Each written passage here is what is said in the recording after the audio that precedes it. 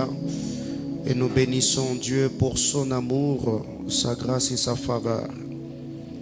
Ce matin, nous allons lire la parole de Dieu. Souffrez, c'est un long texte, mais ça vaut la peine qu'on le lise.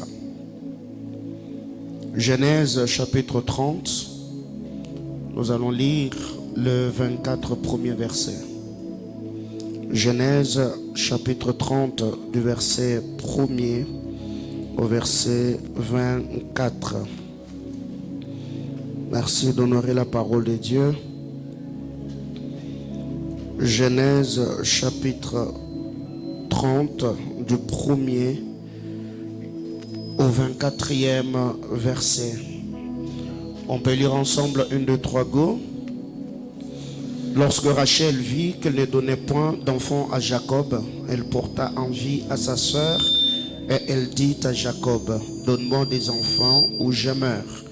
La colère de Jacob s'enflamma contre Rachel et il dit, suis-je à la place de Dieu qui t'empêche d'être féconde? Elle dit, voici ma servante Bila, va vers elle, qu'elle enfante sur mes genoux et que par elle j'ai aussi de fils. Et elle lui donna pour femme Bila sa servante et Jacob alla vers elle. Bila devint enceinte et enfanta un fils à Jacob. Rachel dit, Dieu m'a rendu justice, il a entendu ma voix et il m'a donné un fils. C'est pourquoi elle l'appela du nom de Dan. Bila, servante de Rachel, devint encore enceinte et enfanta un second fils à Jacob. Rachel dit, j'ai lutté divinement contre ma sœur et j'ai vaincu. Et elle l'appela du nom de Nephtali. Léa, voyant qu'elle avait cessé d'enfanter, prit Zilpa, sa servante, et la donna pour femme à Jacob. Zilpa, servante de Léa, enfanta un fils à Jacob. Léa dit, quel bonheur, et elle l'appela du nom de Gad.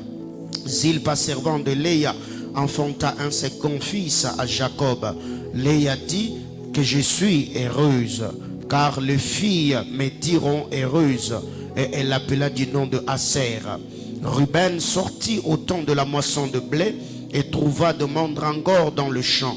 Il les apporta à Léa sa mère. Alors Rachel dit à Léa, donne-moi, je t'ai pris, de mandrangores de ton fils. Elle lui répondit, est-ce peu de choses que tu aies pris mon mari pour que tu m'ailles, que tu prennes aussi le mandrangore de mon fils? Et Rachel dit, ah bien, il couchera avec toi cette nuit pour le mandrangore de ton fils. Le soir, comme Jacob revenait de champ, Léa sortit à sa rencontre et dit, c'est vers moi que tu viendras, car je t'ai acheté pour le mandrangore de mon fils. Et il coucha avec elle cette nuit. Dieu exauça Léa, qui devint enceinte et enfanta un cinquième fils à Jacob.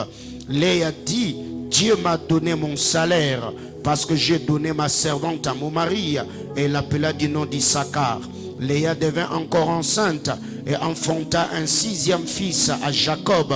Léa dit, Dieu m'a fait un beau don. Cette fois, mon mari habitera avec moi, car je lui ai enfanté 6 fils. Et elle l'appela du nom de Zabulon.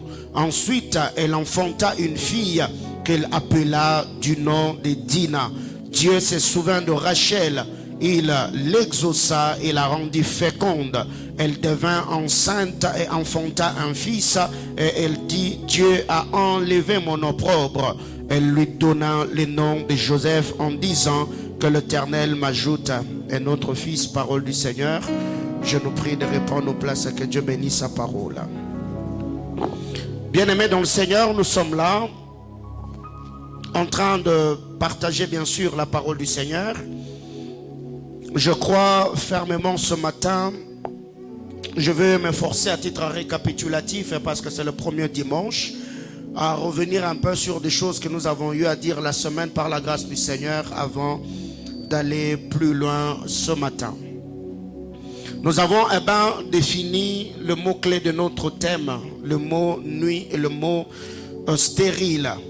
Nous avons dit que le dictionnaire définissait le mot nuit comme l'obscurité, comme le ténèbre.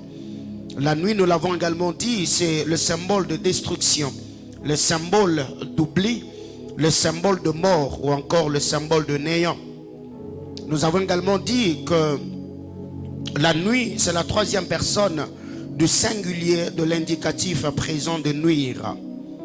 Le mot stérile, c'est ce qui ne peut pas se reproduire, ce qui est inerte, ce qui ne produit rien de lui-même, ce qui manque d'invention, ce qui manque d'imagination, ou encore l'impossibilité complète de la reproduction par le mâle ou par la femelle ou encore par les deux. La stérilité, c'est l'impossibilité complète de la reproduction par le mâle ou par la femelle ou encore par les deux. Et pendant que je serai en train de parler, on fait ce que nous avons l'habitude de faire, on partage le direct.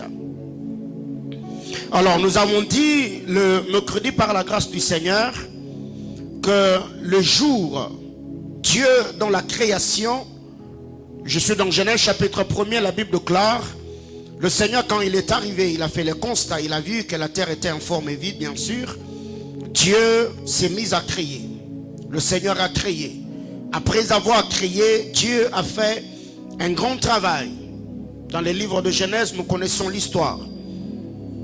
Il a créé les plus grands luminaires, il a créé les plus petits luminaires, avec comme but que les grands luminaires puissent présider au jour et les petits luminaires puissent présider à la nuit. Ce qui nous a poussé le mercredi à dire que le jour était mâle, la nuit est une femelle.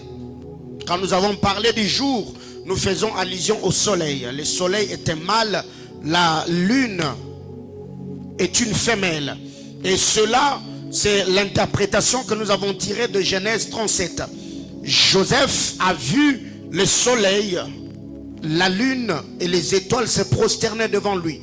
Quand il explique ce qu'il avait vu dans son sommeil à son père, Jacob conclut en disant que le soleil, c'est moi ton père, la lune, c'est ta mère, les étoiles, ce sont tes frères. C'est que nous voyons ici, dès par l'interprétation du père Jacob, que le soleil était mâle, la lune est une femelle. Et nous avons dit, si le soleil était mâle et que la lune est une femelle, c'est que le soleil est porteur de la sémence. Et la sémence du soleil, nous avons parlé de la lumière. Parce que le soleil à sa sortie, avant de se coucher, le soleil communique la sémence à la lune. Et c'est la lune qui va également renvoyer cette sémence, ou c'est la sémence ou la lumière que la lune reçoit du soleil, qui permet la lune à son tour de dominer et de régner. Et nous l'avons dit, Jésus-Christ étant le mâle, nous l'église, nous sommes la femelle. Ce qui fait que le Seigneur a dit, lui qui était le soleil levant, lui qui était le porteur de la lumière divine ou la lumière véritable, il a communiqué cette lumière à nous qui sommes église. C'est pour cette raison que Jésus a dit, vous êtes la lumière du monde, parce que nous sommes porteurs de sa sémence. Nous avons également dit que dans les sphères spirituelles, Dieu, alors qu'il était en train de créer, il a créé le soleil pour présider au jour et la lune pour présider la nuit. Donc quand vous allez dans les sphères spirituelles, le soleil est un président, la lune est une présidente. Donc quand le soleil est absent, c'est la lune qui préside. Et quand la lune est absente, c'est le soleil qui préside. Et c'est comme cela d'ailleurs que ça doit fonctionner dans une famille, dans une maison où la grâce du Seigneur se manifeste. Et nous l'avons également dit, ne peut régner ou ne peut maîtriser le soleil ou le jour que celui qui coopère avec la lune. Nous l'avons pris dans l'histoire de Jacob, Isaac et Ésaü et Rebecca. C'est lui qui a reçu l'enseignement venant de son père. Ésaü est allé errer dans le champ ou dans le désert en train de chercher le gibier. Mais c'est lui qui a coopéré avec la lune, sa mère, Rebecca. Nous voyons Jacob qui a reçu la bénédiction ou qui s'est tenu devant son père. Et là, nous l'avons également dit par la grâce du Seigneur, que tout homme qui sait coopérer avec la lune, ça veut dire celui qui se tient dans la sainte et glorieuse présence de Dieu, la nuit dans la prière, communion avec le maître des esprits, eh bien cet homme aura une vie au palier supérieur ou au standard élevé. Parce que c'est lui qui sait se tenir debout la nuit. Il ne peut pas fléchir les jours. Ce qui était là, le mercredi, nous étions abondamment bénis. Nous avons également dit que dans la pensée du Seigneur, celui qui est censé vivre un jour, il doit d'abord vivre un soir. Parce que Dieu, quand il lit la parole de Dieu, la Bible ne dit pas il lit un jour et il lit une nuit. La Bible déclare il lit un soir, il lit un matin. Et nous avons dit que le soir est la porte de la nuit et le matin est la porte du jour. C'est lui qui veut marquer sa génération doit apprendre à saisir le porte des jours, le porte de mois, le porte de semaine, le porte de l'année, afin de pouvoir commander selon la question que le Seigneur a posée en disant depuis que tu existes, as-tu déjà commandé au matin? On ne dit pas as-tu déjà commandé la journée, parce que le matin c'est la porte du jour. Si tu peux te tenir dans la sainte et glorieuse présence de Dieu afin de contrecarrer les plans de l'ennemi, tu verras que le dessein de Dieu vont s'accomplir et se réaliser dans ta vie. Alors il y a beaucoup de choses que nous avons dit, c'est compliqué de revenir là-dessus, je sens le fardeau revenir. Alors nous avons bien parlé de choses qui peuvent empêcher l'homme à ne pas voir la lumière du Seigneur luire dans sa vie. Parce que nous sommes en train de parler de nuit stérile. Et parlant de nuit stérile, nous avons dit, nous ne parlerons pas de nuit. Il y a un moment où nous parlerons de nuit comme nuit, mais nous parlerons beaucoup plus de la nuit comme des saisons, comme des dispensations, comme des portes, comme d'opportunités. Et je crois que le Seigneur par sa grâce nous fera du bien. Et nous avons dit la première des choses qui peut faire que l'homme puisse voir le saison, les époques, les périodes, les dispensations devenir stérile, c'est la désobéissance à la parole de Dieu. Un homme qui désobéit à la parole de Dieu, nous l'avons dit, celui qui désobéit au Créateur, la création le désobéira. Celui qui se rébelle au Créateur, la création se rébellera contre lui. Et nous avons parlé du Père Adam dans le jardin d'Éden. La deuxième des choses, nous avons parlé de manque de discipline. Il y a plusieurs personnes qui ont avorté de grandes destinées. Il y a plusieurs personnes qui ont vu leur destinée mal tourner. Il y a des gens qui n'ont pas pu marquer leur époque, leur génération et leur saison seulement parce qu'ils étaient disciplinés. Ils ont vu leur mission s'écourter. Ils ont vu le diable les dompter, le maîtriser, désorienter leur destinée parce que ces personnes étaient faibles de caractère. Alors la parole de Dieu que nous venons de lire ce matin, c'est l'histoire de Jacob. Histoire que nous connaissons, que nous pouvons même par la grâce de Dieu réciter par cœur pour les lecteurs de la parole de Dieu. Cet homme, après avoir manigancé avec sa mère, il a fui son frère Ésaü qui cherchait à le tuer, qui cherchait à l'éliminer. En le fuyant, il est allé tomber entre les mains de Laban. Et c'est sa mère Rebecca qui lui a donné ses conseils en disant va chez ton oncle Laban. Quand il est arrivé chez Laban, nous connaissons l'histoire. Il a travaillé pendant 7 ans pour Rachel. Mais Laban étant rusé, il a donné Léa. Qu'à cela ne tienne, indépendamment de sa volonté, Jacob devient polygame. Parce que son oncle était rusé. Au-delà de cette ruse, il y a des problèmes dans le couple de Jacob. La femme préférée de Jacob est stérile. Elle ne peut pas au monde. Celle qui n'était pas trop aimée, c'est celle qui trouve grâce et faveur devant Dieu. Et c'est elle qui commence à mettre au monde. Jacob se retrouve avec 2 femmes, indépendamment de sa volonté. Jacob finit par se retrouver avec 4 femmes, indépendamment de sa volonté. Les 2 premières femmes, c'était par la ruse de son oncle Laban, qui l'a exploité 14 ans durant pour les 2 femmes et 6 ans pour garder ce troupeau.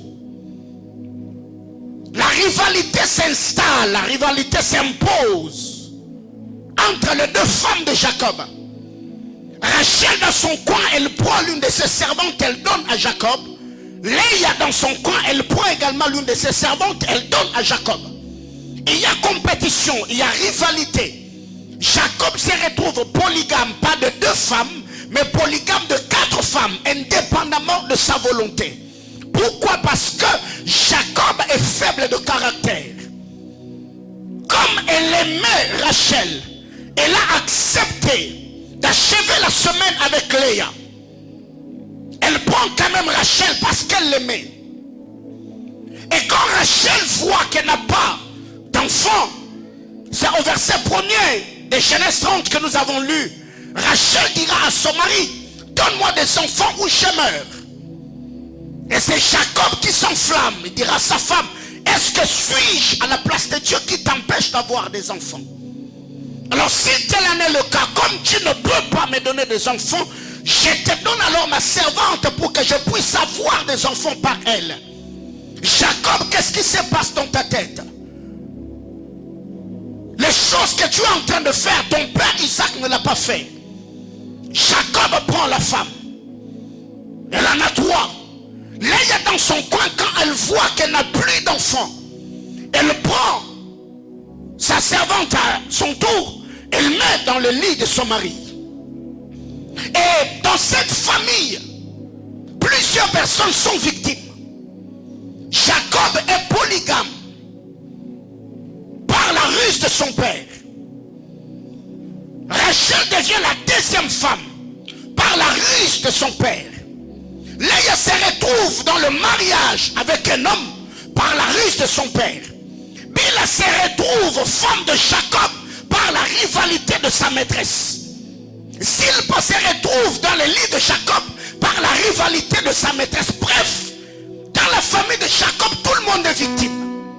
Et ces femmes vivent avec Jacob, un homme qui ne les aime pas, un homme qui ne les a jamais courtisés, un homme qui est là juste en train de plier aux caprices de ces femmes. Et quand vous descendez plus bas, Léa et Rachel étaient dans cette rivalité, dans cette guerre qui a gagné la confiance de Jacob. Aussi longtemps que l'égoïsme, aussi longtemps que la rivalité, aussi longtemps que cette méchanceté était dans leur cœur, l'une des sœurs avait des enfants et l'autre n'en avait pas. Quand est-ce que Rachel a commencé à avoir des enfants? C'est quand Rachel a compris que ça ne vaut pas la peine que je lutte avec ma sœur. Ça ne vaut pas la peine que je sois dans cette guerre continuelle avec Léa. La Bible déclare, quand Ruben est sorti, je suis au verset 14, au temps de la moisson, il a trouvé le mandrangore. Nous avons déjà parlé de cette histoire de mandrangore. Il arrive avec le mandrangore, il donne à sa mère. Sa mère a le mandrangore. Et de l'autre côté, Rachel, c'était son tour. Parce que Jacob devait passer nuit chez elle. Mais elle regarde Léa. Elle dit à Léa, donne-moi le mandrangore de ton fils. Léa lui dira, et cela c'est peu de choses. Après que tu m'aies pris mon mari, tu vas encore me prendre le mandrangore. Rachel dit, ok, si notre lutte est autour de Jacob, cette nuit je te donne Jacob. Prends Jacob. J'accepte de te donner Jacob, mais toi au moins donne-moi le mandrangore. C'est qu'aussi longtemps que Léa ne pouvait pas ou n'arrivait pas à libérer ce qui était entre ses mains, elle ne pouvait pas avoir un 6e fils. Aussi longtemps que Rachel à son tour n'arrivait pas à libérer Jacob, elle ne pouvait pas non plus avoir Joseph. C'est que dans cette histoire, je peux conclure en disant que la stérilité de Rachel était attachée à une chose, c'était l'égoïsme.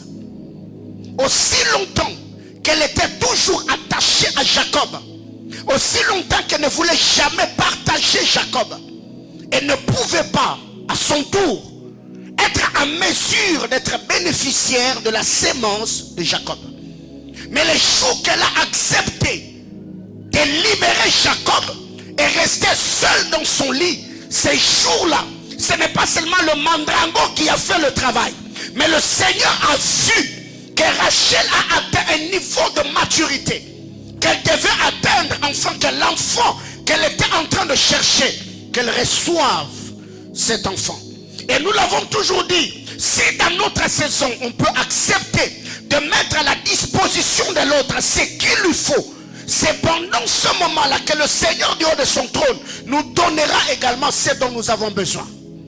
Voyez-vous, le mandragon n'allait pas servir Léa parce qu'elle était déjà féconde. Le mandragore, c'était un aphrodisiaque qui stimulait la fertilité chez la femme. Mais Léa, Dieu l'avait déjà exaucé. Cette nuit-là, c'était une nuit favorable pour elle. Mais aussi longtemps que la loi des échanges spirituels n'avait pas eu lieu, ni Léa ni Rachel, personne ne pouvait pas être visité par Dieu. Il a fallu que Rachel donne à Léa un porteur de la sémence cette nuit-là pour que Léa puisse concevoir. Et Léa à son tour devait donner des mandragores à Rachel pour que le mandragore puisse stimuler sa fertilité, afin que quand Jacob ira dans son lit, qu'elle à son tour soit en mesure de porter des enfants. Bien-aimés dans le Seigneur, je reviendrai sur cette histoire, je crois, l'autre semaine, comme ça sera le culte de projet. Et il y a des gens aujourd'hui qui se voient dans les cercles vicieux, des gens qui ne marchent pas, parce que tout ne tourne que tout autour de vous. Vous devez apprendre à faire du bien à ceux qui sont autour de vous. Il y a un moment dans la vie où tu regardes ce que tu as, c'est bien et beau, mais tu n'es pas dans ta saison. Alors que ce qui est entre tes mains ou ce qui est dans ta vie peut être utile à quelqu'un d'autre qui est dans sa saison, mais qui manque juste une opportunité pour manifester sa force. Nous l'avons toujours dit, j'aime l'amitié de Jonathan et David. Jonathan était prince, c'est lui qui devait remplacer bien sûr son père. Mais Jonathan, qu'est-ce qu'il fait? La première des choses, Jonathan a accepté d'être sans défense. Devant David, il a pris son épée, il a remis à David. Autrement dit, j'accepte de rester faible. Si tu es assoiffé du pouvoir, tu veux me tuer, je suis sans défense. Tu peux prendre mon épée et me tuer. C'est un niveau où tu vis avec quelqu'un, tu peux faire confiance à cette personne en te disant, je me confie à lui. S'il voudra me détruire, qu'il le fasse. S'il voudra me nuire, qu'il le fasse. Mais est-ce qu'aujourd'hui, avons-nous encore des gens comme ça? Des gens qui ont le cœur, la compréhension, la perception des choses. Parce que David était dans sa saison, mais il manquait de tenue. Il manquait l'épée. Il était guerrier, il était chef de l'armée. Mais Jonathan lui a donné, il a donné à David, dans sa saison, ce que David avait besoin. Bien-aimés dans le Seigneur, qu'est-ce que nous devons retenir ce matin? C'est notre premier dimanche du mois. Et nous savons très bien que c'est notre culte de projet. Quand vous regardez sur la terre des hommes, dans chaque royaume, dans chaque pays, dans chaque nation, il y a des lois qui régissent cette nation-là. Et quiconque va à l'encontre de ces dernières sera puni, sera sanctionné.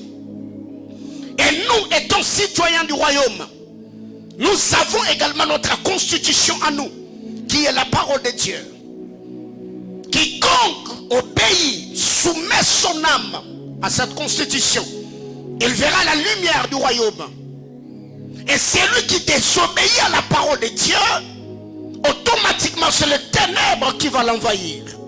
Parce que nous savons très bien, comme nous l'avons toujours dit, Dieu, quand il a donné la loi à Moïse, il a donné la face A de cette loi, c'est la bénédiction qui doit être déclenchée par l'obéissance. Et la face B, c'est la malédiction qui sera déclenchée par la désobéissance. Autrement dit, quand Dieu Dieu est en accord avec un homme, Dieu le bénit. Quand Dieu est en désaccord avec un homme, Dieu le maudit. Alors si nous sommes citoyens du royaume, nous devons apprendre à obéir à la parole et aux instructions du Seigneur. C'est pour cette raison qu'en lisant la parole de Dieu, en scrutant les Écritures, la première des choses que nous donne la parole, c'est la vie du royaume. Quand un homme est en contact avec la parole de Dieu, la parole ne donne pas à l'homme les richesses. La parole donnera à celui qui sera en contact avec elle la vie du royaume. Quand vous lisez la parole de Dieu, Dieu, quand il a créé Adam, la première des choses, Dieu n'a pas confié d'abord la responsabilité à Adam. Je suis dans Genèse chapitre 2, le verset 7. Dieu, la première des choses, il a donné à Adam la vie du royaume. Ce qui fait que très généralement, quand nous venons à l'église, nous ne venons pas d'abord à l'église pour avoir. Nous venons à l'église pour être. Nous venons à l'église pour devenir. Pas d'abord millionnaire, mais avoir la vie, la sémence du royaume en nous. C'est que toute le fois où ton âme sera confrontée en contact avec la parole, avec le Saint-Écriture, la première des choses que l'Esprit de Dieu communique, le Saint-Esprit va nous communiquer la vie du royaume. C'est pour cette raison, quand le Seigneur rencontrait les hommes, la première des choses que Jésus faisait, c'était activer la loi de la transformation, la loi de la régénération, afin que quiconque entendait la parole de Dieu, la Bible déclare, même dans la vie des disciples d'Emmaüs, ils ont dit, nos cœurs ne brûlaient-ils pas au-dedans de nous, alors qu'ils nous expliquaient les Écritures. C'est cette communication surnaturelle qui arrive quand nous sommes en contact avec le Seigneur des anges. La deuxième des choses, après avoir reçu la vie du royaume, la deuxième des choses, quand nous sommes en contact avec la parole de Dieu, nous recevons la nature du royaume. La vie du royaume est une chose, la nature du royaume en est une autre. La vie du royaume, c'est ce que nous recevons en nous. Mais la nature du royaume, c'est la vie que nous reproduisons sur terre. Je parle des bonnes œuvres. Ça, c'est la nature du royaume. Genèse chapitre 1er, le verset 6. Verset 26 plutôt. Genèse 1, 26. Créons l'homme à notre image, selon notre ressemblance. Un homme qui nous ressemble, qui soit comme nous. Bien-aimé dans le Seigneur, tu ne peux pas me dire que tu as la vie du royaume alors que les actes que tu poses a contredit cela. Non, la Bible déclare Jésus-Christ par sa mort à la croix, il nous a régénérés par le miracle de la nouvelle naissance afin que nous pratiquions les bonnes œuvres. C'est comme cela que ça se passe. Alors on ne peut pas parler en notre langue alors que notre cœur est loin de Dieu. On ne peut pas prétendre avoir des visions surnaturelles, des visions divines, alors que notre comportement au quotidien va à l'encontre avec la parole du Seigneur. C'est que dans notre marche avec Dieu, quand nous recevons la vie du royaume, c'est la vie qui va réglementer, c'est la vie qui va conditionner notre marche, notre manière de faire, notre manière de parler. Vous savez, personne homme, alors que cette femme est arrivée à Lubumbashi, elle m'a vu parler, elle m'a vu travailler, elle m'a vu servir. Elle m'a dit, j'ai fini par comprendre que le Seigneur t'a rencontré parce que même ta manière de parler a changé. C'est lui que je portais dans mon sein, c'est lui que j'ai mis au monde, et l'homme que je vois aujourd'hui, je me rends compte qu'il y a un travail que Dieu a fait dans ton âme. C'est qu'aujourd'hui, ne lisons pas la parole de Dieu pour avoir de révélations, mais non, nous devons lire la parole afin de plonger notre regard dans la loi parfaite, la loi de la vérité, afin qu'après avoir lu, que l'on se pose de questions, est-ce que ma vie est conforme à cette parole? Ici, je ne suis pas en train de parler de la perfection, parce que sur la terre, nul n'est parfait. On est des imparfaits, mais on est perfectible. Mais nous ne devons pas relativiser en vivant dans le péché, dans les désobéissances à la parole de Dieu, tout en mettant de l'emphase En s'encourageant, en disant sur terre, on est tous pécheurs. Oui, nous péchons tous, mais nous ne péchons pas au même degré. Il y a péché et péché. Il y a ceux qui pêchent, il y a ceux qui bronchent.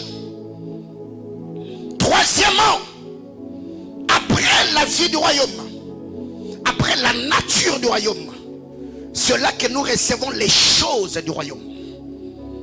C'est que quand nous entrons en contact avec le Seigneur, la première des choses, le Seigneur nous communique sa vie. La vie de Dieu en nous produit la nature de Dieu par nous. Ça veut dire j'ai le Saint-Esprit. Après avoir reçu la vie de Dieu en moi, cette vie va changer ma manière de faire. C'est ce que j'appelle la nature du royaume. Un homme qui était brutal, un homme qui était insolent, un homme qui était ceci, qui était cela, parce qu'il a rencontré le Seigneur, parce que la vie de Dieu est en cet homme, bien aimé dans le Seigneur. D'ailleurs, une femme qui est enceinte, elle ne veut plus pour elle-même. Son style vestimentaire, son système alimentaire est changé en fonction de la sémence qui est en elle. Alors comment expliquer quelqu'un qui prétend avoir Jésus, quelqu'un qui prétend avoir le Saint-Esprit, cette personne vit comme de rien n'était? Mais non. La première des choses, c'est la vie du royaume. La deuxième des choses, la nature du royaume. La troisième des choses, Dieu nous permet maintenant d'avoir accès aux choses du royaume. Genèse chapitre 2, le verset 16. C'est après que Dieu a créé Adam à son image. La nature. C'est après que Dieu ait soufflé le souffle de vie en Adam, la vie du royaume, que Dieu dira à Adam: je te donne le jardin pour le cultiver et pour le garder. Tu peux manger tous les arbres du jardin, excepté l'arbre de la connaissance du bien et du mal. Mais avant que Adam ait accès aux choses du jardin, il a fallu d'abord que Adam lui-même soit dans le jardin. Il a fallu d'abord que Adam quitte la dimension de cette statue étalée par terre, sans vie. C'est quand Dieu a soufflé dans les narines de l'homme que l'homme a reçu le roi, le souffle de l'Éternel. Et après avoir reçu le souffle, c'est là qu'Adam pouvait commencer à gérer tout ce qui appartenait à Dieu. Autrement dit, ne peut gérer le bien de Dieu que celui qui a la nature de Dieu, et celui qui a l'esprit de Dieu, qui a la vie de Dieu. Mais très généralement, nous sautons les étapes, nous brûlons les étapes. Tu verras quelqu'un à peine, il vient de se convertir. Comme il a reçu Jésus dans une atmosphère prophétique où il a vu des gens donner des numéros téléphoniques des gens, il ne connaît même pas les ABC de la vie chrétienne.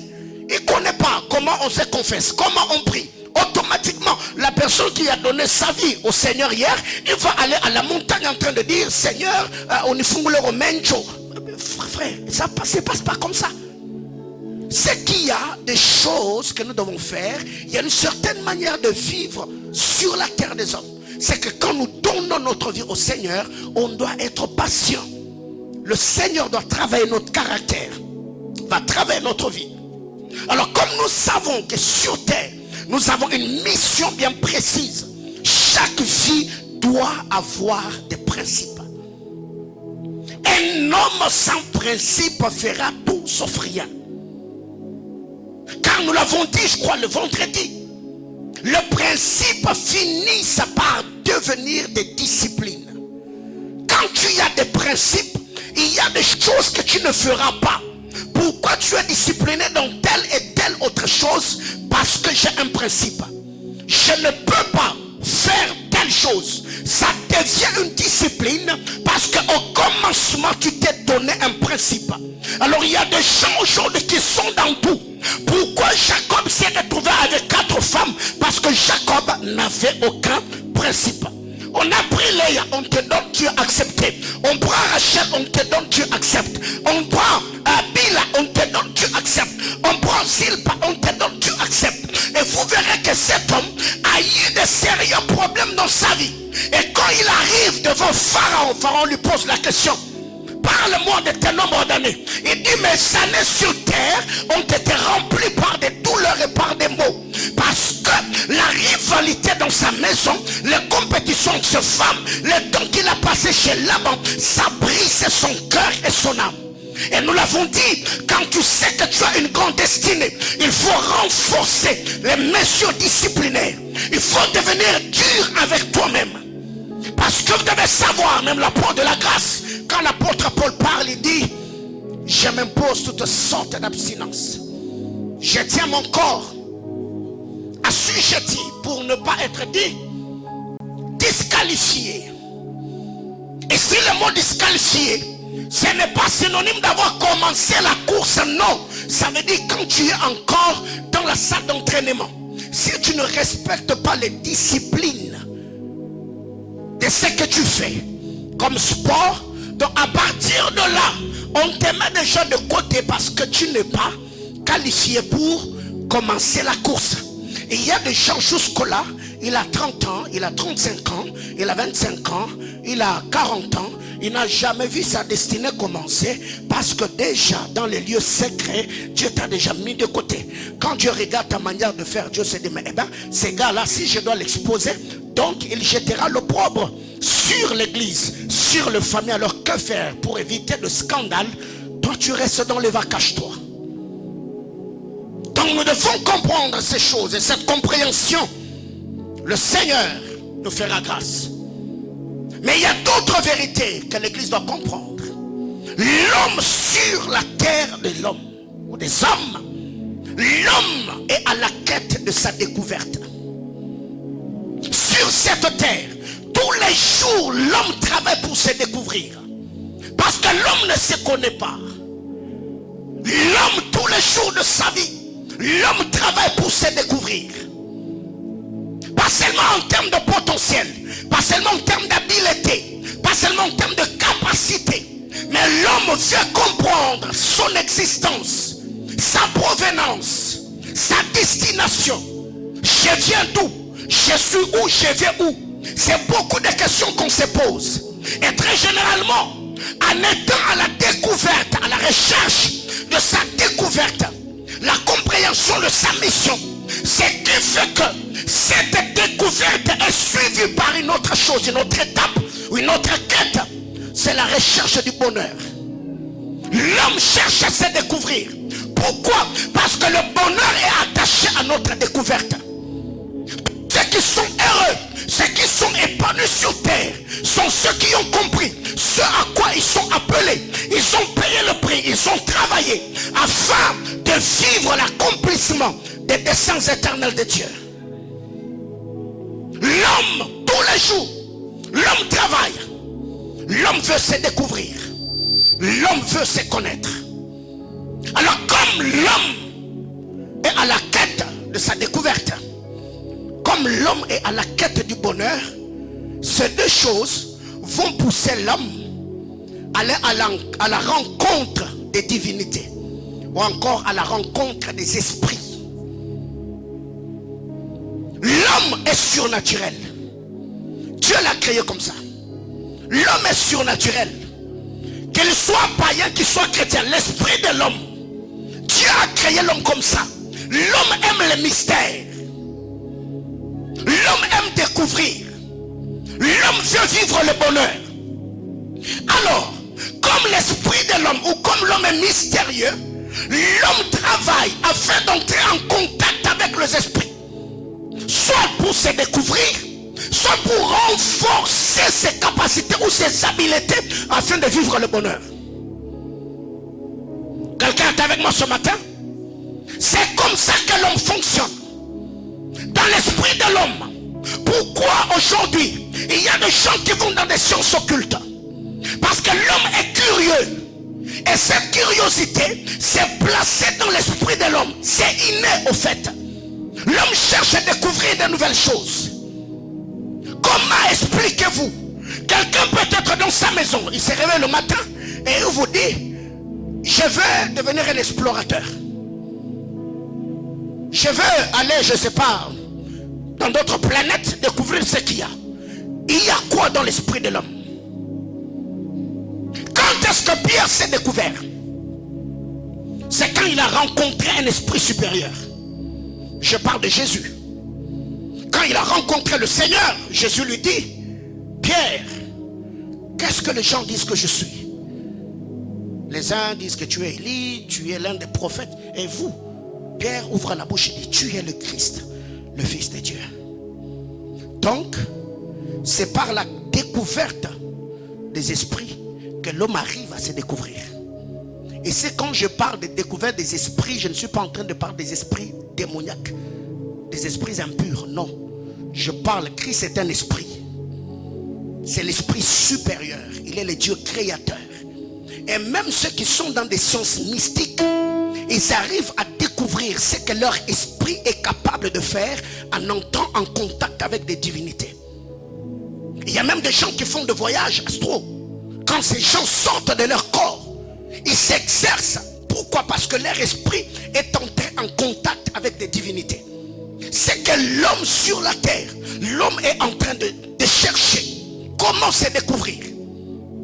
En étant à la quête de cette découverte, l'homme cherche cette découverte juste pour avoir le bonheur. Quand je parle du bonheur, il y a l'autorité dedans, il y a la notoriété dedans, il y a l'influence dedans, il y a le mariage dedans, il y a toutes sortes d'influences, bonnes ou mauvaises. Mais comme l'homme est limité dans le temps et dans l'espace, alors l'homme fera des efforts afin d'entrer en contact avec des esprits supérieurs pour lui permettre de travailler. Alors Dieu, connaissant cela, il est le Père des lumières. Partout où Dieu arrive, il fait jaillir la lumière. Partout où Dieu arrive, il appelle la lumière. Au commencement, la terre était informe et vide. Dieu, quand il arrive, il n'a pas d'abord commencé à créer. Il a d'abord appelé la lumière. Que la lumière soit, et la lumière fut. Parce que là où Dieu n'est pas, c'est le ténèbre qui règne. L'absence de Dieu, c'est la présence permanente et constante du ténèbre. Et l'homme lui-même était dans le ténèbre. L'homme était ténébreux. Quand Dieu arrive par son esprit, Dieu a placé la lumière dans l'homme, faisant de ce dernier astre porteur des lumières. C'est que Dieu, quand il arrive au jour de la création, le ténèbre était là. Le Seigneur a appelé la lumière. Et la présence de la lumière dissipa ou chassa le ténèbre. Quand Dieu rencontre l'homme qui pataugeait dans la boue du péché, la parole de l'évangile est prêchée, la lumière du royaume va jaillir. Et cet homme qui était en désaccord avec le Seigneur, il va soumettre son âme au puissant Sauveur. Il va suivre le Seigneur. Et en suivant Jésus, nous n'allons pas suivre Jésus comme la lumière, mais il nous communique également cette lumière que par la compréhension de sa parole. Comme il est lumière, nous on est lumière. C'est ainsi qu'étant lumière, nous marchons dans la lumière qu'il est. Alors vous devez savoir jusque-là, quand vous regardez votre vie, vous êtes dans la lumière ou vous êtes lumière. Parce qu'au-delà d'être dans la lumière, nous sommes des lumières. C'est pourquoi même, dans Actes chapitre 2, quand le Saint-Esprit est descendu, la Bible claire, il s'est manifesté sous forme de flamme, la lumière, n'est-ce pas? Donc, tu ne peux pas prétendre être serviteur, être enfant de Dieu, mais voir la lumière ou le ténèbre plutôt influencer ta vie dans tous les domaines. Mais malgré que Dieu nous propose la lumière, l'homme aime le ténèbre. Ça, c'est dans l'esprit de l'homme. L'homme aime le ténèbre. L'homme est désobéissant. Ce qui fait que Dieu peut nous appeler. Voici le chemin. Suivez-le. Tu verras toujours un moment. L'homme voudra toujours prendre sa direction. L'homme est rebelle. La rébellion est en l'homme. L'homme n'aime pas se soumettre. L'homme aime échapper au contrôle. Et quand le Seigneur arrive, il dit à l'homme, soumets-toi, obéis-toi. Il peut obéir un moment, mais après, vous verrez que cet homme ira toujours dans d'autres choses. Alors comme nous parlons de la désobéissance, quand un homme est désobéissant, la désobéissance le sort de la sainte et glorieuse présence de Dieu. Quand nous sommes désobéissants, la désobéissance nous privera de la sainte et glorieuse présence de Dieu. Un homme désobéissant ne peut pas jouir de la présence de Dieu. Posez la question à Adam. Ce qui gardait Adam dans le jardin dedans, c'était l'obéissance aux instructions prophétiques. Les jours que Adam a désobéi aux instructions du Seigneur, il s'est vu expulsé du jardin d'Éden. La désobéissance nous rend coupables, nous dit les épîtres de Paul.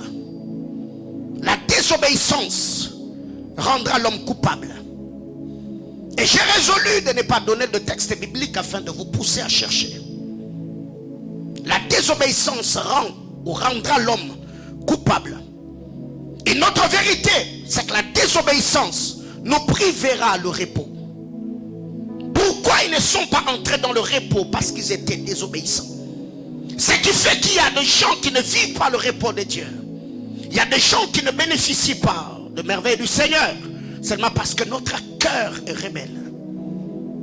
On veut gérer notre vie même si on n'arrive pas à maîtriser ce dernier. La désobéissance peut écourter la saison et obscurcir le dessein de Dieu dans la vie d'un humain.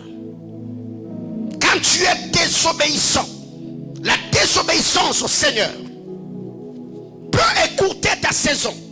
Toi qui devais vivre longtemps, toi qui devais passer plus de temps, toi qui devais marquer de génération, mais parce que tu es désobéissant, cette désobéissance peut écourter ta saison, mais aussi obscurcir le dessein de Dieu. Alors, ce matin, après avoir dit que la désobéissance peut faire que nos nuits soient ou deviennent stériles, après avoir parlé de manquer de discipline, il y a une troisième chose ce matin. Si tu ne veux pas que tes nuits deviennent stériles dans ces cultes de sanctification, évite ce qui nourrissent tes faiblesses. Il faut éviter ce qui nourrissent tes faiblesses. 2 Samuel chapitre 13. Il s'est fait que le fils de David, Amnon, a des sentiments pour sa demi-sœur qu'on appelle Tamar. Mais il ne sait pas par où commencer pour aborder Tamar. Il ne sait pas comment piéger Tamar. Parce qu'en ces temps-là, dans la cité de David, le roi, en ces temps-là, ils avaient des appartements, il y avait des cités. Le roi avait sa maison, les concubines du roi avaient leur maison, le fils du roi avait leur cité, et les filles du roi étaient dans leur coin. Et ici, la Bible déclare, vu qu'Amnon aimait beaucoup Tamar, mais il ne savait pas par où commencer pour avoir cette femme ou sa petite sœur, il commençait à perdre du poids, commençait à maigrir. Il était soucieux jusqu'à ce qu'un de ses amis ou son cousin, qu'on appelle Jonadab, un roi, 2 Samuel chapitre 13 à partir du verset 1er, Jonadab arrive, il pose la question à Amnon: qu'est-ce que tu as comme problème? Pourquoi tu t'es fait ton souci jusqu'à perdre du poids, toi qui es le fils du roi? Et Amnon n'a pas caché, il a dit à son cousin: j'ai des sentiments pour ma demi-sœur. Il dit: mais écoute, ça c'est simple, comment est-ce que toi tu peux être naïf à ce point? Fais le malade, mets-toi au lit, envoie le message au roi David. Dis à David que David t'envoie Tamar. Et tu diras ceci ou cela. Il a donné à Amnon le mode opératoire du coup. Et comme Amnon aussi avait des sentiments pour sa soeur, eh bien Amnon a respecté le conseil de Jonadab à la lettre. Il a violé sa soeur. Et vous connaissez sa suite, la suite. David était indifférent. Et Absalom, le grand frère de Tamar, a commencé à nourrir son cœur de la haine, de l'amertume, jusqu'à ce que lui aussi à son tour, inspiré par Satan et les démons de l'enfer, il a organisé une fête. Et arrivé, il a donné une instruction aux serviteurs en disant: donnez beaucoup de vin à Amnon. Quand il sera ivre, frappez-le et tuez-le. Et la chose était faite comme Amnon, plutôt Absalom, avait demandé. Et quand on tue Amnon, tous ceux qui étaient là, ils ont pris fuite. Et la nouvelle est arrivée jusqu'aux oreilles de David. David apprend que les fils du roi sont tués par Absalom. David a commencé à pleurer. Et qui vient calmer David? C'est Jonadab. Jonadab arrive. Il dit à David: non, que le roi ne s'efface pas de la peine. Absalom n'a pas tué tout le fils du roi. Il a seulement tué Amnon. Parce que Amnon avait violé sa soeur. La même personne qui a donné le conseil de viol, c'est la même personne qui est allée annoncer le message de la mort. Bien-aimé dans le Seigneur, si dans cette vie tu sens que dans ton environnement tu as un ami, tu as une copine, tu as un frère, une soeur, même dans le Seigneur, qui nourrit tes faiblesses, dis-toi que cette personne est une occasion de chute. Et cette personne est une pierre d'achoppement. Il y a des gens jusqu'aujourd'hui qui n'arrivent plus à se développer parce que vous êtes entouré par des gens qui vous font voir que vous êtes le meilleur. Ils sont tellement complexés, ils sont tellement petits, ils n'ont pas de convictions. Alors quand ils voient le résultat que tu as, pour bien te flatter, ils vont te dire: non, Isaïo, mon pao, prêtre, au l'équipe en tout. Et ça, c'est l'esprit congolais. Ça, c'est l'esprit quinois. Au l'équipe banane. Et quand il te dit au l'équipe en tout, dans cette tête, il n'y a personne. Autrement dit, il veut te dire au lekinga. Mais au lieu de dire qu'au lekinga, il va te dire au l'équipe banane. Et il y a des gens comme ça qui ne vont pas loin. Il y a des gens comme ça qui ne se développent plus. Parce qu'autour de vous, vous avez des gens qui sont tellement complexés, qui sont tellement complexés, qui ne croient pas en eux. Et pour avoir un peu de place à vos côtés, ils vont commencer à vous flatter. Les gens qui nourrissent les faiblesses. Imaginez-vous si Jonadab n'avait pas donné ses conseils à Absalom.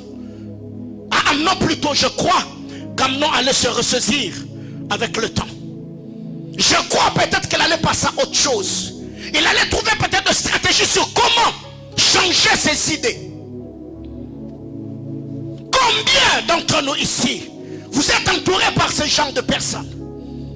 Tu peux arriver, tu lui dis: mais mon frère, ces derniers temps, j'ai telle et telle autre passion, j'ai des pulsions, j'ai des envies bizarres. Tu partages avec lui. Et la personne te dira: non, t'inquiète, mon frère. Donc ta femme t'a fait ça. Donc, elle t'a vraiment fait ça. Ah, toi tu es bien. Moi, les jours où ma femme a osé faire ça, je fais 2 jours en dehors de la maison. Et celle qui a commencé à me chercher. Et toi aussi tu dis: hein? Donc c'est comme ça. Papa, toi tu vas aller faire 2 jours là. Elle ne va même pas t'appeler. Hein? Il y a des femmes comme ça. Même si tu fais 1 mois, elle ne t'appelle pas. Elle se dit: tu connais le chemin de la maison, tu vas rentrer. Et peut-être lui est allé, il a fait 2 jours. Il est rentré sain et sauf. Mais toi, quand tu vas rentrer là, bien aimé frère, je voudrais dire aux soeurs et aux frères qui sont ici, le préservatif peut te garder contre les maladies sexuellement transmissibles. Mais le préservatif ne garde jamais contre les démons sexuellement transmissibles. Les maladies sexuellement transmissibles, si tu utilises des préservatifs, Dieu peut te faire grâce. D'ailleurs, il n'y a pas Dieu dedans. Donc Satan va t'aider. Mais quand on parle de démons sexuellement transmissibles, frère, même si tu mets 4, 5, même si tu en mets 100, les démons vont passer. Parce que c'est le problème de l'âme. Séparez-vous de toute personne où quand tu lui parles de tes faiblesses, tu sens que la personne te fait voir que tu peux tomber et te relever sans remords, sans souci ou sans stress. Et ce qui fait que très généralement, je n'ai pas beaucoup d'amis. Je n'en ai pas. Et je ne vais même pas en avoir. Parce qu'aujourd'hui, il y a tellement de choses que l'on ne peut pas citer du haut de l'autel du Seigneur devant les enfants de Dieu. Et vous vous posez des questions. Mais qu'est-ce qui se passe dans nos têtes? Qu'est-ce qui se passe dans notre vie? Il a dit, tu peux faire ceci, cela. Et quand la colère d'Absalom s'est déchaînée, Absalom n'a jamais tué Jonadab. La colère d'Absalom est tombée sur Amnon. Et la personne qui avait conseillé Amnon d'aller à Bethseb avec sa soeur, c'est lui qui est allé dire à David, non, ne t'inquiète pas. C'est seulement Amnon qui est mort parce qu'il avait violé. Moi je me suis dit, si ces jours-là, l'onction de Gad ou Nathan ou Samuel avait fonctionné pour dire à David, c'est la personne qui est allée, qui est venue te donner cette nouvelle, qui avait dit à ton fils de violer. Je crois que ces gars-là, ces jours-là, on allait le couper la tête. Bien-aimés frères, vous devez faire très attention. Cette soeur-là qui est venue te dire, oh non, tu vois, ces frères-là, malgré tout ce qu'il a, il t'aime beaucoup, tu peux aller avec lui, il va commencer. Ok? Les jours que tu seras dans le pétrin, cette personne-là, c'est la même personne qui t'a conseillé. C'est la même personne qui t'a branché. Qui ira dire à d'autres personnes, hey, vous ne savez pas ce qui est arrivé à Sandra. Hey, je n'ai pas de mimba. Mais si Wenjo n'a ni touma. Si Wenjo n'a ni pas, où les boines. Et il y a des choses comme ça qui arrivent. Vous devez faire très attention à ceux qui vous font voir, qui seront avec vous dans tout ce qui vont vous arriver. Le salut est individuel, mais le châtiment aussi. Tous ces jeunes gens qu'on a arrêtés, qui vendaient, je ne sais pas, des organes, vous pensez qu'ils sont commencés seuls? Non, il y a quelqu'un qui les a initiés. Mais peut-être la personne qui a commencé cette histoire, lui, il s'est peut-être volatilisé. Mais ils sont en train de... Bien-aimés, vous devez faire très attention. Évitez ceux qui nourrissent vos faiblesses. Tu sens que tu as une grande vision. Frère, partage avec ceux qui font plus que toi. Tu sens que tu n'as pas de vie de prière. Attache-toi à des gens qui passent de ceux. Sois au fait entouré par des gens qui te défient. Ou quand tu regardes les résultats que tu as, tu regardes les résultats qu'ils ont, ça te rend humble. Tu te dis en tout cas, il y a quoi craindre le Seigneur. Il y a quoi travailler, il y a quoi rester intègre. Mais très généralement, beaucoup d'entre nous, on n'a pas rencontré ou fréquenté ou côtoyé ce genre de personnes parce que leur vie nous culpabilise. Parce que leur vie nous condamne. Parce que leur vie nous défie. Oh non, elle se prend pour qui? Elle se prend pour qui? Ok. Ce n'est pas elle le problème. C'est toi qui es condamné, culpabilisé par ta manière de faire. Et tu n'arrives pas à supporter cette personne-là. Comment vous faites? Quels sont ceux qui vous entourent? Les gens avec qui vous parlez au quotidien. Les conseils qui tombent dans vos oreilles. Quand vous leur parlez de vos faiblesses, quel est le conseil qu'on vous donne? Et si tu sens que cette personne, quand tu lui parles de tes faiblesses, eh bien il va te faire voir, mais c'est pas grave. Ça arrive. Et très généralement d'ailleurs, il y a des gens qui nous induisent à l'erreur parce qu'on essaye un peu d'associer médecine à la spiritualité. Oh non, tu vois l'âge que tu as, c'est que normal que tu sens ce que tu sens parce que c'est le développement hormonal. Oui, c'est le développement hormonal, mais Dieu n'a pas dit parce que tu as des pulsions, excusez-moi le terme, masturbe-toi. Parce que quand tu entreras dans le mariage et que tu as des problèmes de faiblesse sexuelle, la personne qui t'a dit c'était le développement hormonal, il ne viendra pas avec les soins appropriés pour te guérir. Et ces choses au sein de l'église, on ne les dit plus parce qu'on essaye un peu de philosopher. Et comme d'ailleurs nous l'avons dit le vendredi, il y a des gens qui demeurent dans le péché parce qu'on a besoin d'avoir des preuves. On a besoin d'avoir des preuves. Donnez-moi une écriture. Là où c'est écrit c'est masturber, c'est un péché. Donnez-moi une écriture. Là où c'est écrit que écouter la musique profonde est un péché. Ok.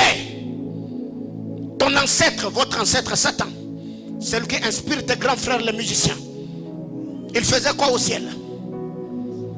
Hein? Il était le chérubin protecteur aux ailes déployées. Celui qui était le maestro de la musique au ciel. Parce que l'orgueil, quand vous lisez la parole de Dieu, la Bible déclare, où il y a l'alcool, il y a la musique, il y a les femmes. Et toi jusqu'à si tu as besoin qu'on te donne une écriture où c'est écrit noir sur blanc, suivre la musique mondaine, ça ouvre les portes à l'ennemi, ça ouvre la porte au démon. Tu attendras pendant longtemps. Et au dernier jour, toi, vous allez vous retrouver de l'autre côté. Ouais, quelqu'un me l'a dit à Kinshasa. Il dit non, moi je ne vais pas aller en enfer. Et je ne vais pas aller au ciel. Parce que de l'autre côté, les andoulés n'andoulés. Ouais, quelqu'un m'a dit ça à Kinshasa. Avec mon cher Tika, souka na plan. De l'autre côté, vous en avez beaucoup. Vous en avez quoi mambo? Vous en avez taboulé. Alors on va dire le franc. Non, on a quelqu'un de ça. Aucun niveau congolais. Donc arrivé à l'Ifelo. Ah Seigneur.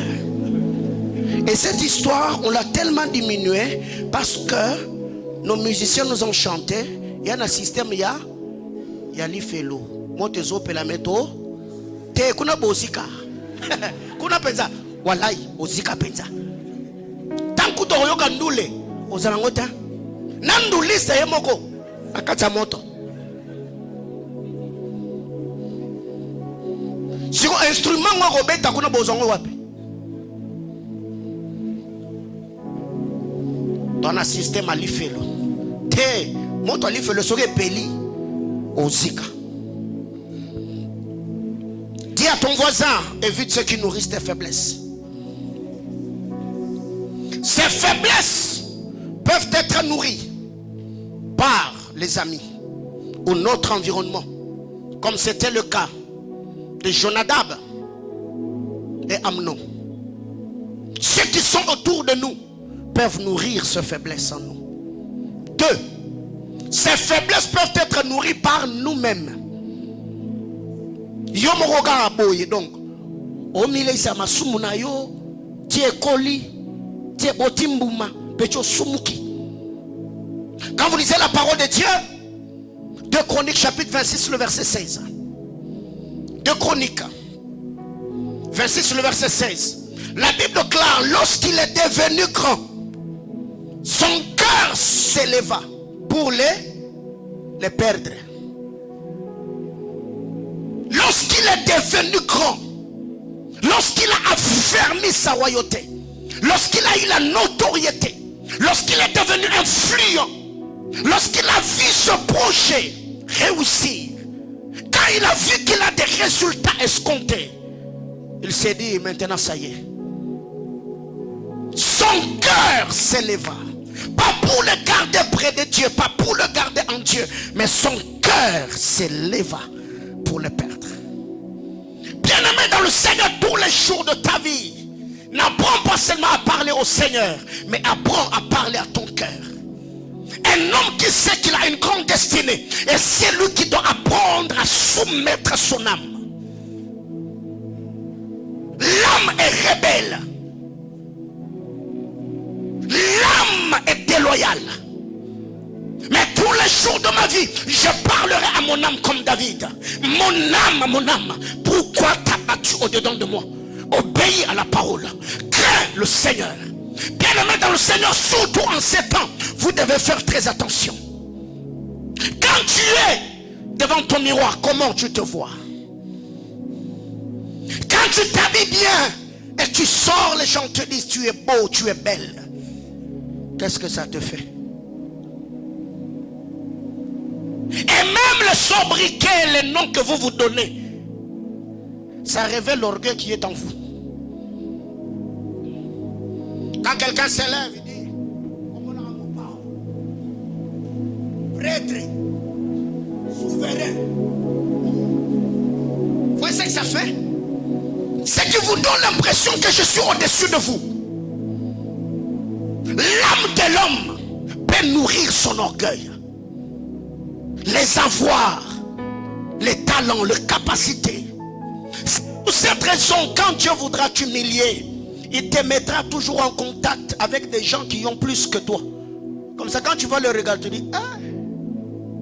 Donc, ce gars-là, il a ça. Directement, ça te rend comment? Humble. Mais pire encore, c'est quand tu n'as rien, mais tu es orgueilleux. Il y a des gens comme ça. Donc, son orgueil là n'a pas de soubassement. Il est vide, il est léger. Mais quand vous le regardez, vous vous dites, pourquoi il est même orgueilleux même? Ça, donc lui, il est neveu direct de Satan. Bien-aimé dans le Seigneur, quand tu sens que tu as, quand tu sens que les hommes te célèbrent, quand tu sens que les hommes t'acclament, les hommes t'apprécient, comment ça te fait? Qu'est-ce que ça te fait quand tu sens que les gens se sentent importants en étant à côté de toi? Qu'est-ce que ça te fait quand tu sens que quelqu'un parlait avec toi juste sur WhatsApp? Ça lui fait plaisir et la personne te dit, je suis béni seulement de t'avoir serré la main. Qu'est-ce que ça vous fait? Vous savez, je l'ai toujours dit à plusieurs personnes jusqu'au jour d'aujourd'hui. Dieu voit mon cœur. Je n'ai jamais été conscient que le pasteur de l'église Manaïm Semo, peu importe ce que tu fais, peu importe comment il le fait, peu importe quand il a fait, bien aimé frère, ça ne me fait ni chaud ni froid. C'est étonnant, il y a des gens qui ont arrêté la manifestation de la puissance de Dieu parce que vous êtes devenus trop conscients que vous avez quelque chose, que vous êtes quelque chose. Et même ta manière de marcher, on sent vraiment que non, tu commences à devenir conscient. Tu commences à devenir conscient. Avez-vous des gens autour de vous qui peuvent vous interpeller, vous disant non, toi tu parlais pas comme ça, toi tu t'habillais pas comme ça, toi tu parlais pas aux gens comme ça. Il faut redevenir la personne que tu étais autrefois. Quelqu'un qui peut te rappeler même tes heures de prière. Quelqu'un qui peut te dire depuis un temps, nous nous sommes rendus compte que ton cœur commence à s'enfler. Mon frère, reste humble. Quand il est devenu puissant, son cœur s'éleva pour le perdre. Mon cœur reste fidèle au Seigneur. Quand tu sais que tu as une grande destinée et que tu ne veux pas obscurcir le dessein de Dieu, apprends à soumettre ton âme à la volonté de Dieu. Bats-toi autant que tu peux pour rester fidèle au Seigneur. La dernière fois où tu as senti, car chacun d'entre nous doit toujours apprendre à s'asseoir et faire des évaluations de sa personne. Il y a des gens comme ça. S'il est bien habillé, vous ne dites rien, il tombe malade. Comment est-ce qu'on ne m'a pas vu? Comment est-ce qu'on n'a rien dit? Donc lui, il s'habille pour les gens. Lui, il fait tout pour que les gens le célèbrent, que les gens parlent. Et si vous avez quelqu'un comme ça, il faut le punir. Il est bien habillé, c'est comme s'il n'a rien fait. Il a bien prêché, c'est comme s'il n'a rien fait. Il a donné des détails. Et quand vous sortez du culte comme ça, il te pose la question, comment était le culte de ce soir? Ah, moi, je ne sais pas, hein, moi j'ai seulement prié. Caca. Tout ce que je fais là, tu n'as... Je ne sais pas, j'étais tellement dans la présence de Dieu que je n'ai vraiment pas prêté attention à tout ce qui se faisait là. Une telle personne, il faut le briser comme ça. Parce qu'il y a des gens comme ça. On a connu quelqu'un dans notre génération. Lui, quand il prêche, il vous approche. Ah, mon frère, j'ai beaucoup stressé. Hein. il commence, ah ces gens Seigneur, il commence d'abord comme à saboter ce que lui venait de faire. Ah, je suis beaucoup stressé aujourd'hui. Mon ami, comment c'était? Donc là maintenant il attend que tu fasses quoi? Ah, mon révélation mon bête. Yakangolo Nzambe était orgueilleux, prétentieux.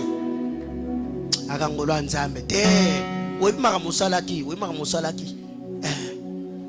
Et quand même tu entends quelqu'un, un de tes amis qui te dit ah ma terre mon anan na beta ba on ba plan. Hein? Obitso so ba plan. De lo banzambe ya ba plan. Na beti ba on ma terre moko donc donc tu na oteya na tiki ba on ki diba après ba ki diba après nga bimi. Tonton Superman moko les ali. Carburant na essence et si là yo. Ouais.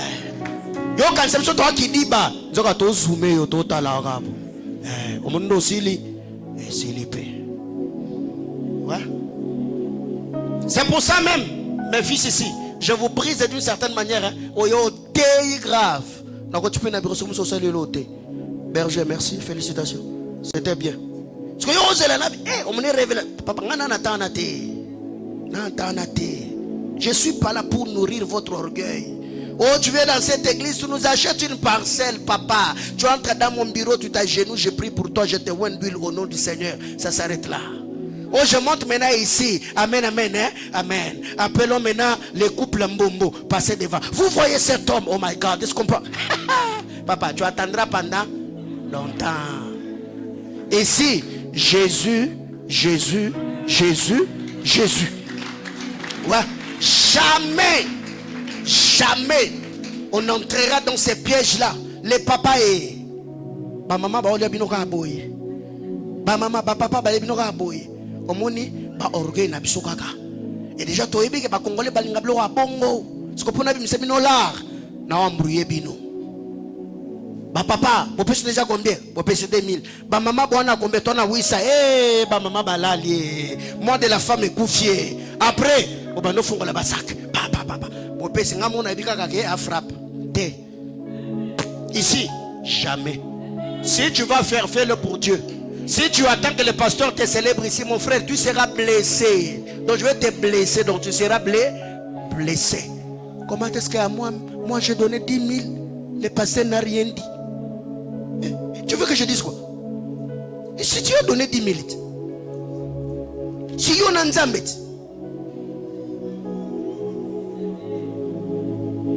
je ne suis pas là pour nourrir votre orgueil. Même si il arrivait que tu viens dans ma maison, tu m'achètes une maison, tu m'achètes les billets, je vais aux États-Unis avec ma famille en vacances. Quand je rentre, je raconte ce que j'ai fait de l'autre côté. J'étais aux États-Unis, j'ai mangé, je me suis reposé. Mais la personne qui m'a envoyé, ce n'est pas mon problème. Je dirai rien. Et prochainement, si tu ne voudras plus m'envoyer, papa, je vais rester chez moi à la maison. Ouais. Alléluia. Alors dis à ton voisin, je suis ta sentinelle. Ouais, nous sommes sentinelles les uns sur les autres. Nous ne sommes pas là pour nous détruire. Frère, je rêve dans cette église avoir des ministres qui tiennent le panier des offrandes. Je rêve avoir une église où il y a des députés qui travaillent à la salubrité. Ils viennent torchonner la maison. Il vient avec des militaires. Les militaires sont dehors. Mais lui, dans la présence de Dieu, il s'agenouille. Il peut passer devant et danser. Ne devenez pas trop conscient de ce que Dieu est en train de faire dans vos vies. Parce que d'ailleurs, c'est beau quand la simplicité, l'humilité est mélangée à la gloire, frère. Que c'est beau. Que c'est beau. C'est glorieux ça. Mais si quoi, depuis que vous avez $1000, on l'a dit veste, il y a Fernando. Il y a deuxième choix d'ailleurs. N'a pas tout commandé en Turquie. Agenouillez-vous. Tu prends d'abord le mouchoir, tu mets par terre. Frère, Tu as oublié quand tu es allé à Kassapa avec les babouches et les chaussettes pour que tes pieds ne se salissent pas. Tu as oublié ça. Quand tu attendais la nuit, acheter masango nanguba,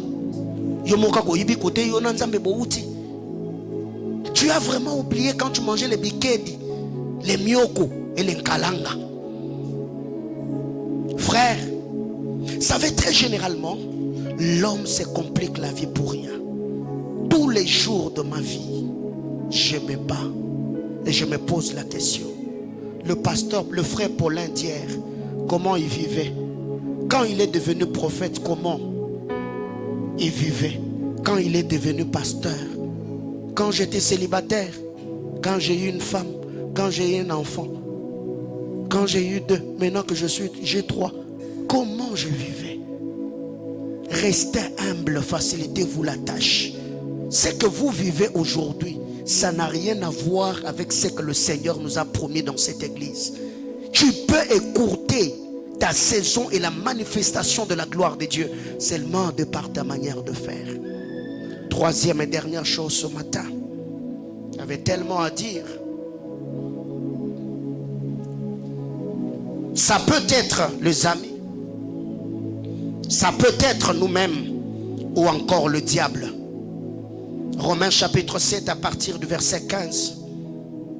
L'apôtre Paul dit: ce que je hais, c'est ce que je fais.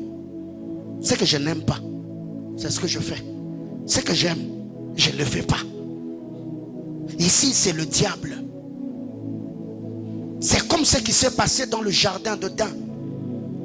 La curiosité de Ève, c'est le diable qui l'a provoqué par cette question. Est-ce que Dieu a réellement dit que vous ne toucherez pas? Directement, la Bible déclare, la femme vit que l'arbre était bon à manger et utile pour ouvrir l'intelligence. Le diable peut arriver. Tu tombes sur une image sur les réseaux sociaux. Tu t'es déconnecté, mais l'image est restée imprimée dans tes pensées. Ça commence à te hanter. Quelqu'un peut venir seulement, il te fait un compliment. Directement, toi tu es parti. C'est pourquoi, frère, vous devez savoir que toutes les sœurs que vous voyez, ils n'entendent pas avec les oreilles. Il y a des femmes qui ont leur cœur dans leurs oreilles. Il y a des hommes qui ont leur cœur dans les yeux. Quand Boaz parle à Ruth, Ruth répond à Boaz, il dit: merci mon Seigneur d'avoir parlé au cœur de ta servante. C'est que le cœur de Ruth était dans ses oreilles. Le cœur de David était dans ses yeux. Seulement quand il a vu Bathsheba, David a perdu contrôle. Bien-aimé dans le Seigneur, vous devez faire très attention. Quand tu sais que tu es quelqu'un qui a telle et telle autre faiblesse, évite dans ton environnement de faire entrer des gens qui peuvent te faire tomber facilement. Toi tu sais que tu n'es pas fort, mais c'est toi qui t'aimais à faire des plaisanteries et des blagues mal placées avec des gens de sexe opposé. Et tu vas t'essuyer sans pourtant t'en rendre compte. Bien aimés frères, soyez disciplinés, soyez ordonnés. Nous savons qu'il y a des choses. Regardez la vie de Samson, un homme que Dieu avait suscité à dessein pour accomplir son travail. Mais regardez comment Samson a fait. Tout le combat ou le bataille que Samson a livré, c'était pour ses intérêts. Il aime une femme, on la donne à quelqu'un d'autre, il se fâche, il le tue. Dieu était derrière cela. Mais en aucun jour, Samson est allé livrer bataille parce que les enfants d'Israël étaient menacés. Tout c'était autour de lui.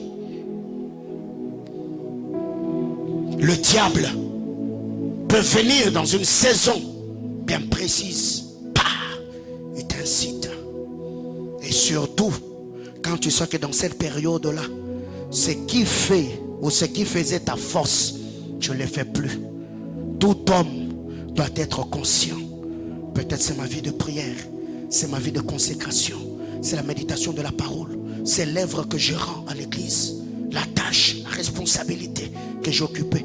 Et ça peut arriver que dans ton parcours, dans ta marche, que certaines faiblesses, certaines choses se manifestent. évite de te tourner vers quelqu'un qui peut anesthésier ta culpabilité. Ou ton cerveau te disant non, c'est pas grave mon ami, c'est pas grave, continuons. Non, non. Ici je suis pas en train de dire, s'il y a des gens qui vont venir se confier à vous, culpabilisez-le. Non. Mais faites quand même voir à la personne que ce que tu attendais de lui et ce qu'il a fait, ça. Après lui avoir parlé dans toute honnêteté, tu peux dire à la personne, relève-toi. Prions le Seigneur. S'il faut aller en retraite, bien aimé, nous avons besoin d'avoir ce genre de chrétien. Le temps n'est plus à tâtonner. Le diable travaille. Quand vous regardez ceux qui étaient des modèles, des pères, des héros pour nous, en train de tomber comme ils sont en train de tomber, vous n'avez pas peur de la gloire? Vous n'avez pas peur du succès? Vous n'avez pas peur de la grandeur? Vous n'avez pas peur de l'élévation? Mais si vous n'en avez pas, moi j'ai peur. Je crois que la semaine, j'ai parlé avec certains serviteurs de Dieu dans le groupe de bergers, de prédicateurs de l'église. Plus Dieu est en train de m'élever, j'ai peur. Alors pour surmonter ma peur, je recommande mon âme au Seigneur. Je prie comme si cette prière-là, c'est celle qui allait soutenir ma vie tous les jours. Bien-aimés frères, quand vous sentez que vous êtes dans une saison où votre nom commence à être dans les bouches des gens, les gens commencent à vous apprécier, frères, fassiez très attention, car ce n'est pas seulement les bons yeux que vous voyez, le diable vous voit aussi. Ce n'est pas seulement les bonnes personnes qui vous célèbrent, le diable peut aussi en train de faire le travail. Il y a des gens, quand vous regardez, d'avoir un corps de rêve, mais derrière lui il peut avoir un démon laid, vilain. Mais si toi tu vois seulement l'enveloppe, mais sans également voir l'esprit qui est derrière, tu peux te retrouver un jour dans des choses, tu te dis, c'est toujours moi ou c'est quelqu'un d'autre? Qu'est-ce qui m'a pris? Comment je suis tombé aussi bas? Je crois de tout cœur, ma prière élevée de mon cœur, et que le scandale ne soit pas nommé dans cette église. Que tu ne sois pas celui par qui le diable pourra passer pour jeter l'opprobre ici. Tous les jours de ma vie, je prie pour l'église. Je prie pour vous. Que le Seigneur vous garde. Et que tu ne changes pas, même quand Dieu va t'élever. Que tu restes le bon frère, la bonne sœur que nous avons connue. Et qu'on ne puisse pas apprendre que depuis que Dieu t'a donné l'argent, tu n'es plus fidèle à ta femme. Tu ne prends plus soin de tes enfants. Tu ne passes plus nuit chez toi à la maison. Tu commences à découcher. Tu rentres à 2h, 3h. Quand on te pose des questions, tu te fâches à tout. Non, non, non, non, non. On sait que plus tu as l'argent, plus tu deviens bon. Quelqu'un me comprend? Plus Dieu t'élève, plus tu deviens bon. On a même envie de passer plus de temps avec toi. Bien mes frères, bon on a non. Et tu n'es pas. Est-ce que quelqu'un me comprend ce matin? C'est que plus Dieu t'élève, les gens peuvent te rencontrer en cours de route. Non, c'est notre frère. Oui, tu es dans ta belle Jeep là, tu passes. Tu vois, non, non, mon frère, tu pries avec nous, est-ce que tu peux monter? Ah, il monte. Et vous parlez, vous partagez. Ça fait très beau. Je rêve de ces choses. Je crois, nous, dans notre enfance, peut-être chez vous à la maison, vous mangez avec des couverts. Mais quand vous allez à la permanence de l'église, on a mangé le tchakamadesu avec le main. Parce qu'on est frères, la communion fraternelle. Vous mangez le riz, vous mangez le pondou avec le main. Et vous le mangez avec joie, en train de parler en d'autres langues, en train de célébrer Jésus. Je ne vois pas ce qui peut faire enfler mon orgueil. Je ne vois pas. Je suis locataire. L'église est locataire. Je serais orgueilleux. Pourquoi? Je rêve à voir tous ces gens, un département comme ça, des intercesseurs de l'église comme ça, un département, une chorale de 200 choristes. Je rêve ça. Mais si déjà une église de 500 ou 600 personnes commence à me prendre la tête, frère, c'est que je suis malade. Si vous avez de grandes visions, ce que vous avez aujourd'hui ne vous effrayera pas. Ce n'est pas une maison. Parce que toi, dans tes rêves, tu as besoin d'avoir des immeubles même à Dubaï. Mais c'est déjà avoir une maison au Kra usine. Kra kutu ya pembeni na wote Kra ya kati. Ça te rend orgueilleux. C'est que tu n'as pas une grande vision et tu ne sais pas où Dieu t'amène. Que Dieu nous bénisse abondamment.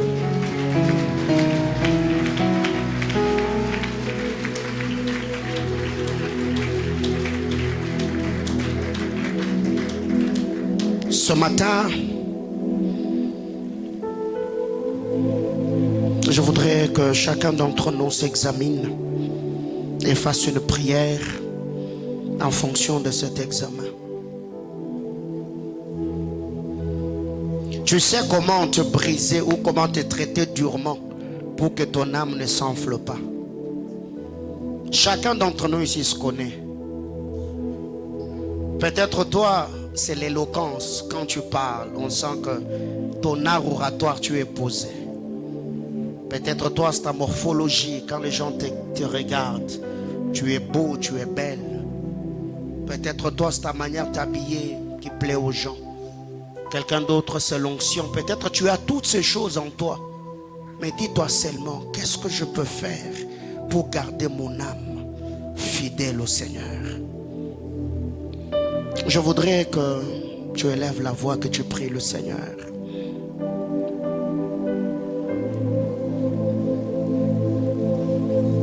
Il est dit dans les livres d'Apocalypse, souviens-toi d'où tu es tombé et répands-toi. Reviens à ton premier amour. Si tu sens que ton cœur était déjà en train de partir, tu peux ce matin dire à Jésus, Seigneur, ramène-moi. Ce message est aussi simple.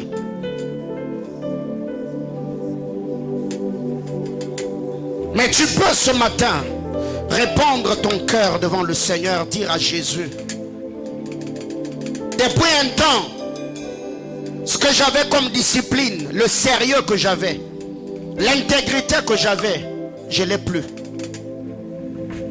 J'étais devenu conscient de ce que tu m'as donné, de ce que tu fais dans ma vie, ou ce que tu faisais.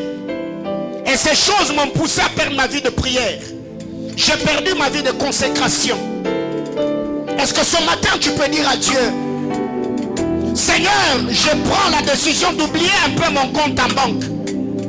Je prends la décision d'oublier la grâce, l'onction et ton investissement dans ma vie. Je me recommande à toi et à la parole de ta grâce. Ceux qui me courtisaient m'ont tellement dit que je suis une belle femme, qu'aujourd'hui quand je marche en route, je suis plus conscient de ma beauté extérieure que ma beauté intérieure. Je suis un bel homme, j'ai tellement été dragué par les femmes. Et partout où j'arrive, je vois toutes les femmes comme si... Oh Dieu de grâce. J'ai jeûné, je priais, je t'ai cherché pour que tu me donnes ce travail. Mais depuis que tu me l'as donné, Seigneur Dieu de gloire, ma femme ne fait que verser le larmes. Quand j'étais célibataire, je rêvais passer plus de temps avec ma femme et mes enfants. Mais aujourd'hui, cette femme ne bénéficie plus de mon temps. Cette femme ne voit plus mon argent. Oh Seigneur, fais-moi grâce. Tu as jeûné ma soeur disant à Dieu, Seigneur, je veux bâtir une famille. Si tu me donnais ce mariage, je te servirai. Mais depuis que Dieu te l'a donné, aujourd'hui tout ne tourne qu'autour de toi. Tu n'as plus le temps de servir. Cet homme que tu as demandé dans la prière, tu ne prends plus soin de lui. Ces enfants que Dieu t'a donné, tu n'as plus le temps pour eux. Maman, ce matin, Dieu parle à ton cœur. Tu es en train d'obscurcir les desseins de Dieu. Tu es en train de combattre ton mariage par tes propres mains. Et ce matin, tu peux prendre l'engagement en disant au Seigneur, j'accepte de récupérer les choses à main. J'accepte de reprendre soin de ma femme, prendre soin de mes enfants, te servir comme un jour d'autrefois. Est-ce que tu peux lever ta voix ce matin et parler à Dieu?